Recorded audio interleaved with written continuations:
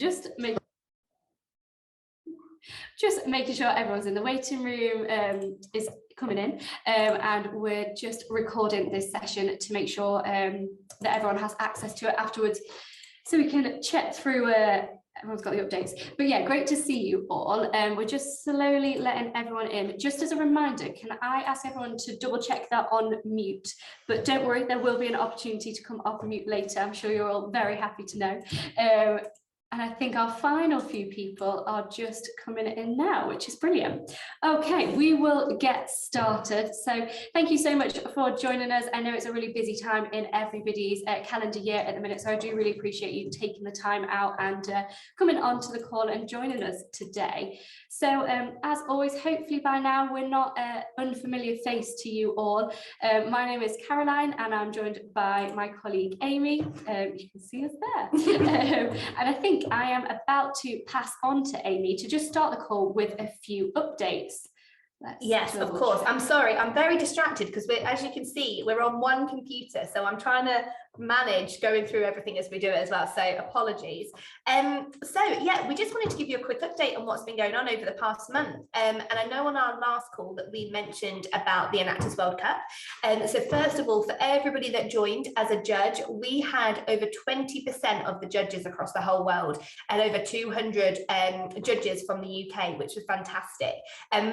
Massive effort considering there are 37 countries, and we made up 20% of them. So thank you all for your support and help if you were Enactus UK judges for the World Cup.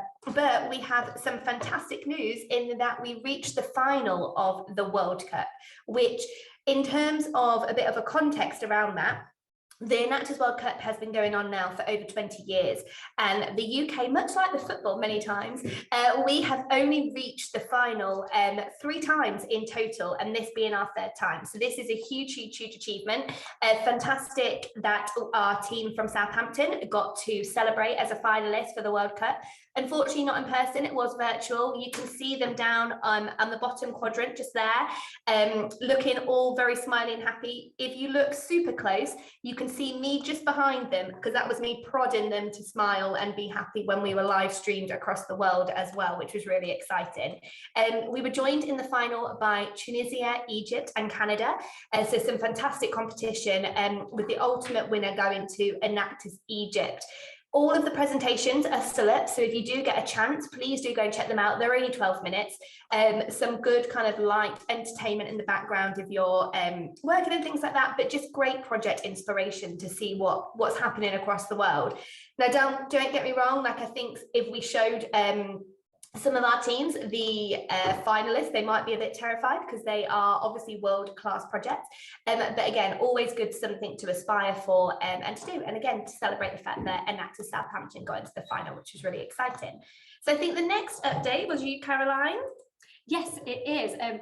Just as a reminder, really, when you're having your support networks with support network meetings with our teams, if you could just refresh their memories and tell them about the welcome event that we're having on the 16th of November. This is the last welcome event for this calendar year, and it's a fantastic opportunity for their newer members or even some of their committee members to just become familiar in how to sell Enactus if they're a committee member, but really to get an understanding of the programme from Amy and myself. Like, it provides a really quick 30-minute overview and can help them get into that right mentality for when they're starting to join their project teams. So that's on the 16th of November. If you could just remind them, refresh their knowledge, that would be fantastic. Super. So I think we're now just going to move on to the main part of our session today. So I know in our last coaching and monthly call, we spoke about the needs assessment and the importance of the needs assessment. So we just wanted to kind of elaborate this a little bit further this time and speak about project development. Now, this should be the point in the year where the team are really starting to shift their focus towards their project and towards making impact. If they are still, for want of a better word, faffing about with recruitment, this is a great opportunity for you to start directing them towards that project impact. I'm sure many of you are aware, but the academic year is really short, and the Enactus year is even shorter than that. So as we are now moving towards Christmas, which we can say because it's after Halloween, we are now going to be, we haven't listened to Christmas songs in the office, don't worry, but we are now going to be starting to move towards the time where the teams are going to start thinking about January exams and moving into the Christmas holidays. Now, that's fantastic, but it does really shorten that period of being able to give advice, support, coaching to really make impact within the project. So this is just a great opportunity for you to start developing those teams in terms of their project development talk and how we think you might be able to support. So what I thought I'd start with is just a reminder about the Enactus criterion. Now, I know that we've gone through this a couple of times and I've definitely shared this with the teams, but this is still something that I don't think is filtering down to the project members and the team members as much as it needs to be. So if you do get an opportunity to speak to project teams and kind of committees when you're having your support network meetings, please do share this with them and ask them questions around the project criterion. So just as a reminder, the criterion is which Enactus team most effectively demonstrated entrepreneurial leadership to drive business and innovation for sustainable positive impact to benefit people, planet and prosperity within the last year.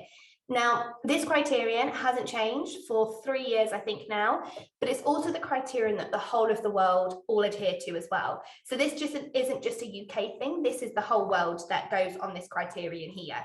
So something, again, just to remind them that this is the kind of the standard for all of the Enactus projects.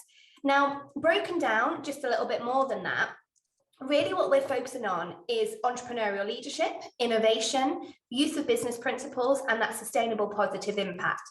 Now, putting that into more context, what that kind of refers to and what we're looking for is a team really being needs-led, not solution-led. Now, we spoke about this a lot in our last coach meeting, but again, just to reiterate, we really encourage all of our teams to identify a need within their local communities and then really work with that local community to develop then the solution to what they're going to do, rather than presuming or assuming what the solution will then be and creating something that isn't sustainable and isn't relevant to that beneficiary group. With innovation, this doesn't always necessarily mean brand new ideas, but just the improvement of existing ideas or things they might be seeing within their communities as solutions that are already out there. Again, business principles, this is something that our coaches tend to be really good and supportive on, obviously coming from the kind of career backgrounds that you come from.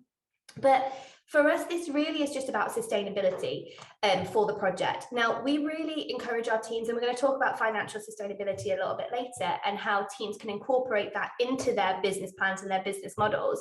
But the reason we talk about this so intently with the teams is because we don't want them to rely on grants and donations, because ultimately that's not a long-term plan. So it's really thinking about how, as a team, they can really support that revenue structure within their projects to ensure that they are sustainable for the long term, because ultimately that will benefit the beneficiaries way more than if it was just a flash in the pan project that only lasted for a couple of weeks. And again, that links into that sustainable positive impact for the people, for planet, and obviously the prosperity of their local community as well.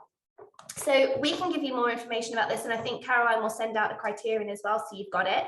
But again, these are just great kind of conversations to be having with the teams in terms of, okay, so what is your need? What have you been identifying? Like, what conversations have you had?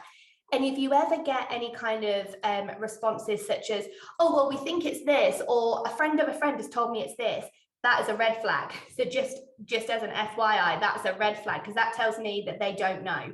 One of the great questions that I always ask, which puts them on the spot a little bit, I always ask them for the name of the beneficiary that they're working with. And if they say to me, we can't tell you for confidentiality reasons, that's a good response, because it shows me that they're actually thinking about it. But also, if they can't tell me because they just don't know the name of the beneficiary, that makes me think that they're not developing a solution with the community. They're doing it on behalf of them, which is never going to be then a sustainable, good project for them. So again, just some things to remember. What we're going to do, oh no, we're going to do this bit first. Forgot, sorry. So this again was, I know, just a little bit of a reminder about the design thinking process, because this just helps the teams really break down the key elements of when they're designing a project. Now, you'll notice that the first stage is empathy, empathize.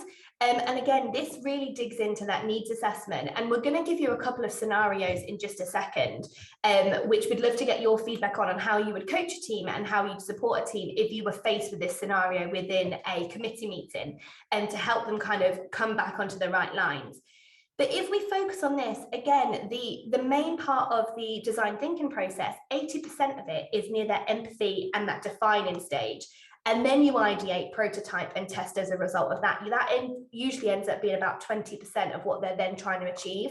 Whereas what we often find is that the teams will rush into solutions and not really spend that time digging in. So you'll see some of the scenarios that we've given in just a second probably show you that a little bit more than they do that empathy and define, which again, we just want to kind of work with you on how we would then maybe approach those situations. Now, this again is just a bit of a reminder, but just on the key stages of the needs assessment. So the empathy map, secondary research, knowns and unknowns, project partnerships, and primary research. These are all key stages of the project development that the teams must go through in order to get a really, really good project development stage right at that beginning, to make sure that they're really addressing the needs within the local community. Now, a lot of them you'll often find will be very, very good at the secondary research and spend a lot of time doing secondary research, but they're not really then actually speaking to people and getting out there and speaking to project partners, speaking to beneficiaries in their local communities, and really finding out from the people who really live with these kind of needs or whatever they may be within their local communities, what the solutions are so that they can create them together. So this is more just, again, a reminder, which hopefully will then give you a bit of an idea about what we're going to go on to next. So I think it might just come up with the scenarios. Yes, it does. So just to give you a bit of an understanding for what we're going to do next. So Caroline has now put everybody into breakout rooms, which we will open in just a second. So what we would like you to do in your breakout room, you will have a scenario, which I think Caroline has just dropped into the chat now. So just make sure you click on it before you go into your breakout room, otherwise it will be lost. So we're going to give you a scenario that is a real life scenario, unfortunately, and I say unfortunately because you'll see what they are in just a second, that I want to kind of understand how maybe you guys would approach it if you were faced with this in a committee meeting. We're obviously then going to jump in and out of the rooms as we go around as well to support you, and then feedback afterwards so we can support you in terms of those conversations and just see what things you've picked up on as well. So just to give you an example, Scenario 1, the team would like to support the homeless within their city and have decided that the best way to do this is to create care packages and give them out at night. Now, if there was a red flag button, there should hopefully be loads of red flags going off in your brains right now around this.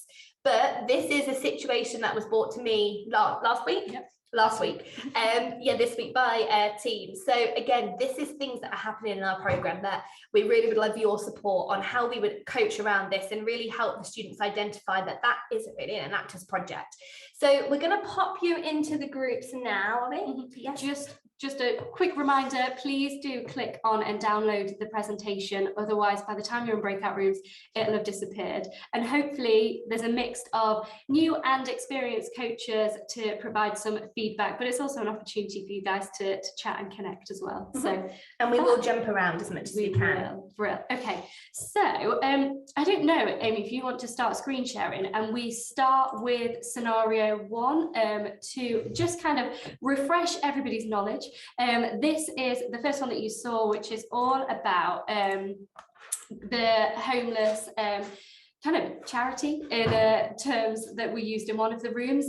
So all about, they wanted to make care packages. And I know there are a couple of groups on this, so I'd be really interested to kind of have any feedback from those that were in this group and what coaching questions you would ask them. So if anyone wants to jump in from scenario 1.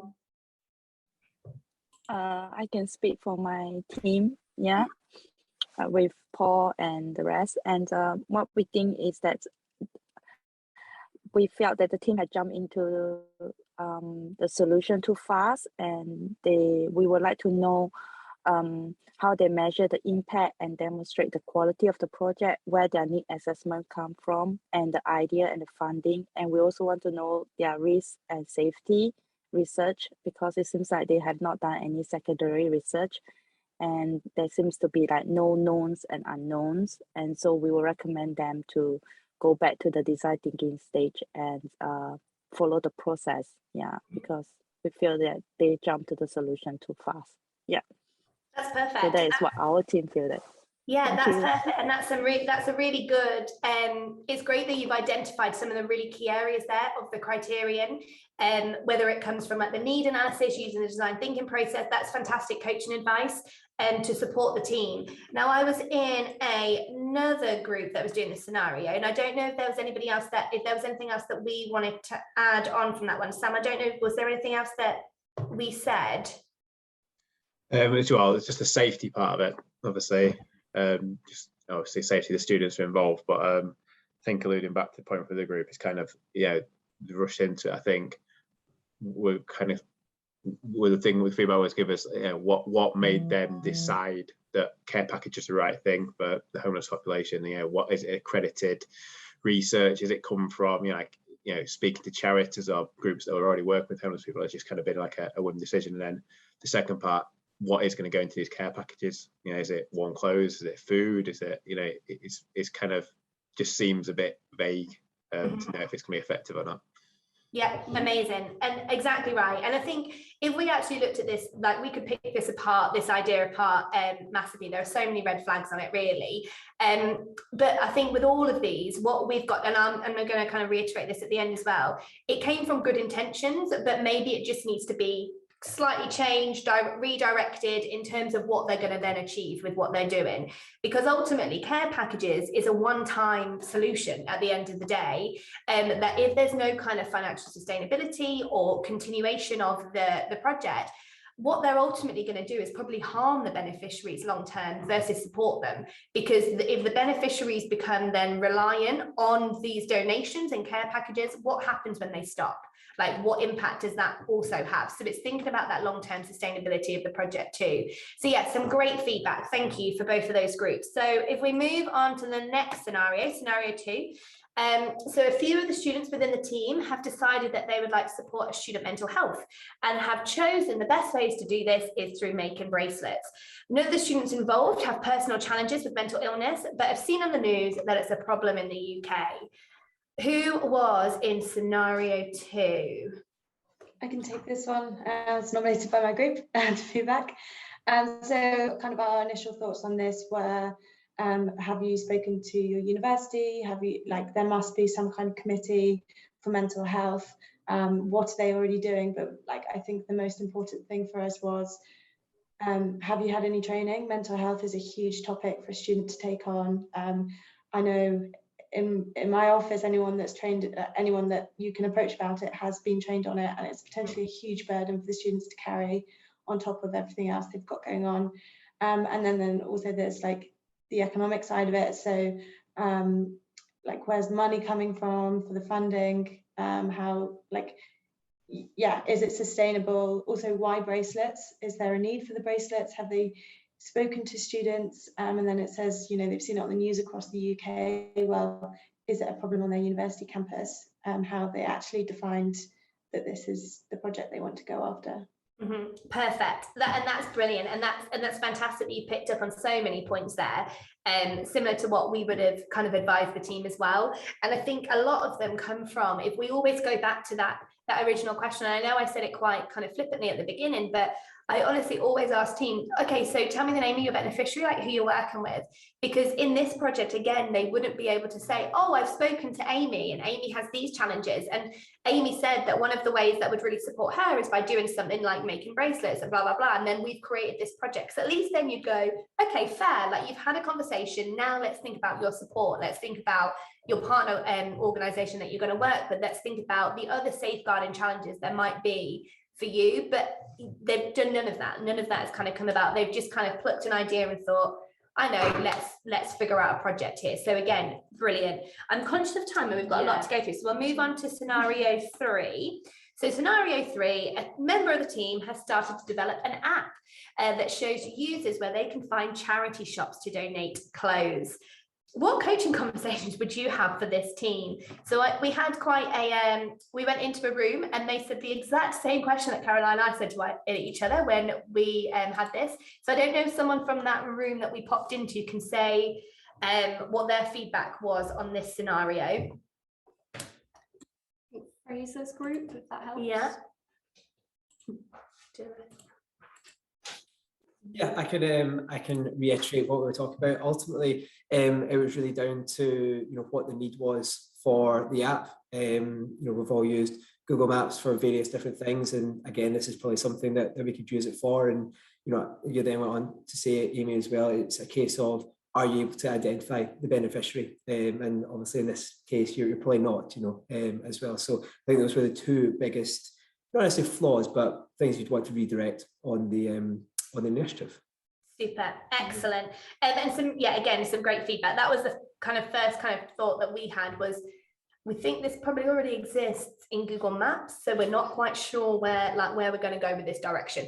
But again, something to just reiterate as we move on to the next bits with this is just in terms of that feedback. Please never forget that the students are coming at this with the best possible intentions. They genuinely just want to make a difference and make an impact in their local communities and within all of these beneficiary groups. So as coaches and as Enactus UK and anybody within their support network, it's our role to, yes, ask some of those coaching questions, and almost sometimes I see especially our position at Enactus UK and maybe less you guys, but slightly, but that role of almost like a critical friend. So almost asking those questions, but in a friendly way. So they feel like they're able to then open up to you and really feel like they can trust you with their decisions and things. Because the last thing we want to do is make them feel like, oh, everything we're doing is rubbish. Why are we doing this? We never want them to ever leave any of our conversations with any of us with that thought process in mind. We want them to feel re-energized and excited to really think, okay, so maybe this isn't the right direction, let's go in this direction instead. And one of the best ways to do that, again, is to share that Enactus criterion, share best practice examples, best the world class examples with the World Cup and the videos that they have there, and really just help direct the team in different areas. But ultimately, everything always stems back to those questions of, who are your beneficiary group? Who have you spoken to? Who have you partnered with on this? So that you can really understand the needs better. Even things at the moment, we're really encouraging our teams to just do a couple of volunteering days within some of their beneficiary groups areas. So for example, we've got a team that are wanting to work on dental poverty, and they've identified that one of the biggest people that are challenged with dental poverty are those that use food banks. So they're volunteering within food banks to get closer to the beneficiary groups, to find out more about how they can develop solutions to support them.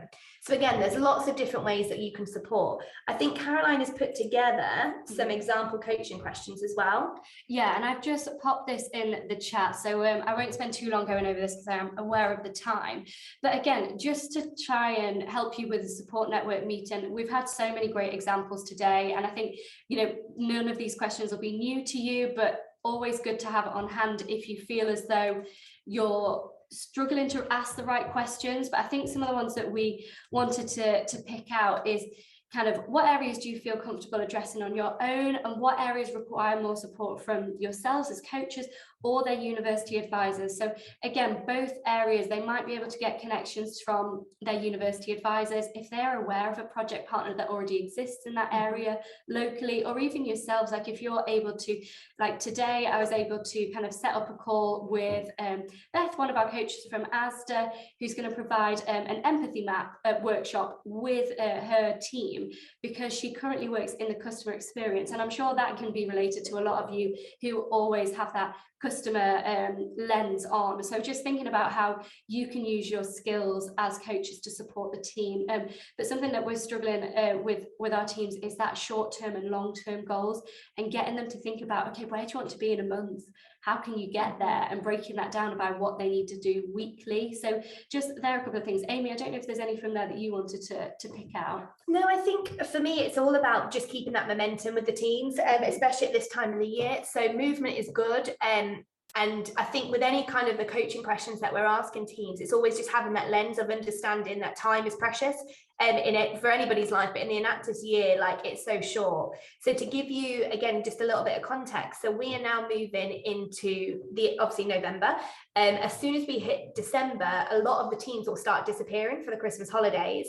We'll then have the January exams, and in February I've already started to organise with lots of our partner companies, so we might be coming to a place near you, our regional competition. So at which point a lot of our teams will be coming to present to us face to face their projects and their project progress, and how they then will face for the national competition, which we're having the virtual national competition in March and the physical national competition in April. So you can see already, like, I've already got all, like, I'm starting to think about the April competition, and we've been down, like, we've got our contracts in place, we've got all of our, we're planning our music, we have our own Spotify playlist, like we're already thinking April onwards here. But we need the teams to understand that that time is going to go like that, like before we know it, we're going to be in April. So again, it's just helping them understand that kind of time pressure to really get moving on their project and not think. So one of the biggest things that I think the teams struggle with is just getting to talk to people and not being afraid. So for us, maybe in our day-to-day jobs, picking up the phone, speaking to someone, we wouldn't bat an eyelid, like, or organising a meeting, or going to meet somebody, maybe not face to face, but virtually, wouldn't be a problem anymore. But for the teams, that's a big kind of fear, like they worry about it, so they put it off and they put it off, and they say, oh, I've emailed them, but then they won't get a response, and then but they'll wait for a response versus actually just picking up the phone. Or what I encourage a team to do the other day, and I've actually done this physically with teams, is go and just turn up at like places like food banks and just organize a time with them, because sometimes that's more beneficial. Like Fraser, I know obviously from our time in enterprise, like we would just turn up at dealers, we would turn up at body shops, like that's, you do that because you, rather than trying to phone to get a meeting, at which point they might go, oh, we're too busy to meet you. It's sometimes just giving them that kind of confidence to be like, it's okay, like, and what's the worst they're going to say? No. Okay, like then you get over it and you move on, and we maybe approach someone else. But I think that's sometimes a big confidence piece with a lot of our teams. So anything you as coaches can do to support that would be amazing. Remarketers, if you're on the call, just get them out with you maybe and take them around. That would always be a good thing for them. So yeah, so they're just some kind of example coaching questions maybe to go with them. And I think the next thing, yes, I completely forgot about this. Just because I know occasionally people drop off the call, I'm going to pop in, as I continue talking, a link to the Google form to register your attendance for this call. So please keep an ear out to me, but also just pop your information in there. That would be great. So we have worked on a little bit of a checklist for our teams to use, but also to reference as coaches. And again, I can pop this into the chat as well. And I'll also send this as an email, but just to really getting teams to have that self-assessment and think about, right, what can I do to make this project better? And again, I would suggest you doing it as a coach and them doing it as well, because I imagine there will be some discrepancies between what you rank and what they rank, and that might be going back to what Amy said about being that critical friend. So I know you think your empathy map is an 8, however, a 1, however I think it's more of a 4, and I think we could do more to work on that. So again, just having those conversations, and it also really, like, they're kind of an 8 step-by-step process. So it might be that they've done the empathy map, and that's fantastic. However, they don't really have an impact model because they haven't done a project pilot, because they haven't done that design thinking. So again, it's just helping you to lay out what a project process should look like, and showing the teams as well, like, this is what we're looking at, let's work on this together, and do we have a plan in place so that we can make sure we're at 1 for all of these. 10. Sorry, a 10. I know, but I've said 1 to 8. I've not kept this very clear at all. It says 1 to 8. I'll edit that. But yeah, so making sure that you're making, yeah, it makes no sense, does it?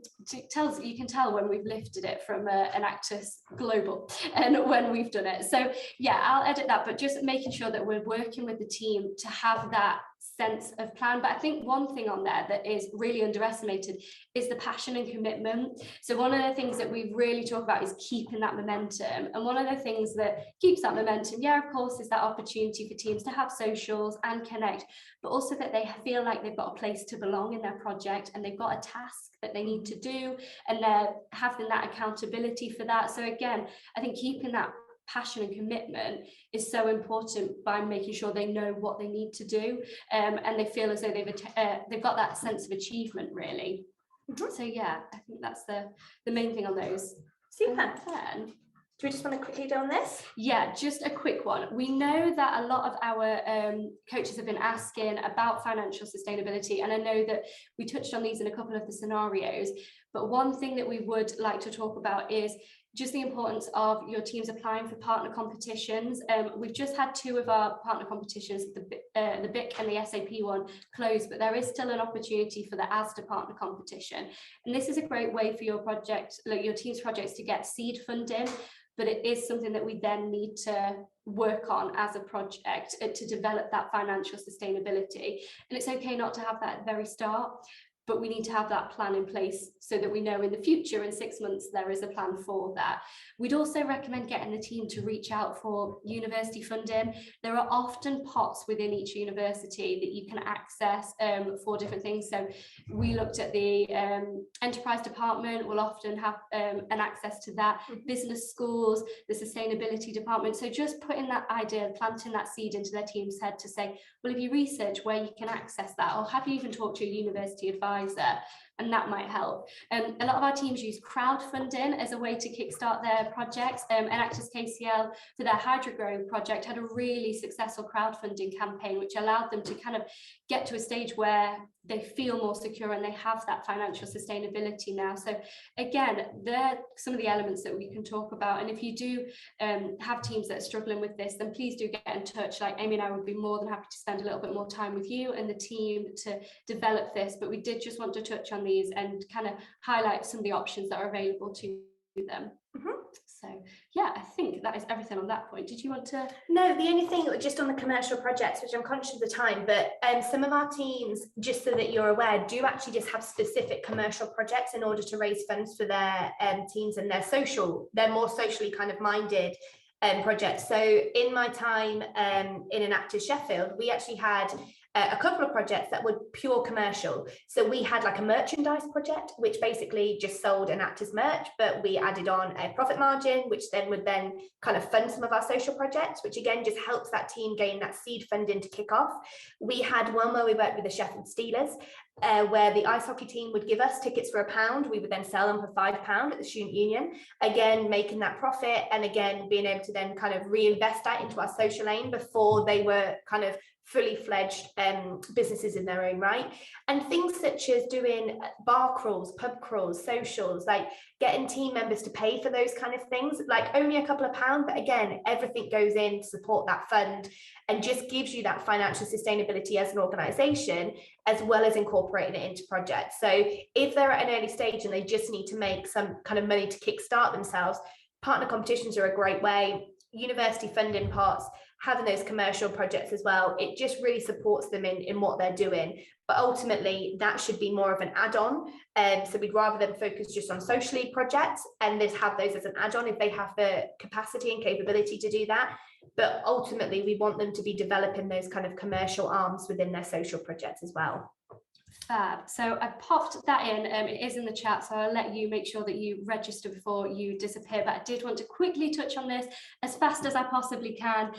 We've ran our first Coaching for Impact call, which was a great success. We had 25 of our coaches join us, but we would love to see more of you on the next call. The next call will be the 30th of November, and we're going to invite some of our students to share their experience of being coached, what they love about it, what they find really challenging to ask for at the start, and just to gain that understanding and to allow yourselves as coaches to ask students the questions of like, well, how can we help you, or what questions do you actually want us to ask, and just to really open up that dialogue. So please do, if you are interested in joining that, if you head to enactusuk.org/coach, there's a little link to register for that. So we would love to see you on there. And of course, last but not least, the next call will be on the 7th of December, when we will definitely be in Christmas mode by that point. So please do join us. The call's going to be a little bit more informal. We're going to have more of a festive quiz, but also have that feedback opportunity and just a great chance to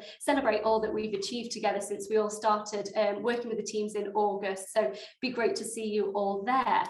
I think that's everything. I think I need to take a breather, but thank you so much for joining us on the call. I notice we're 2 minutes over, so thank you for staying with us.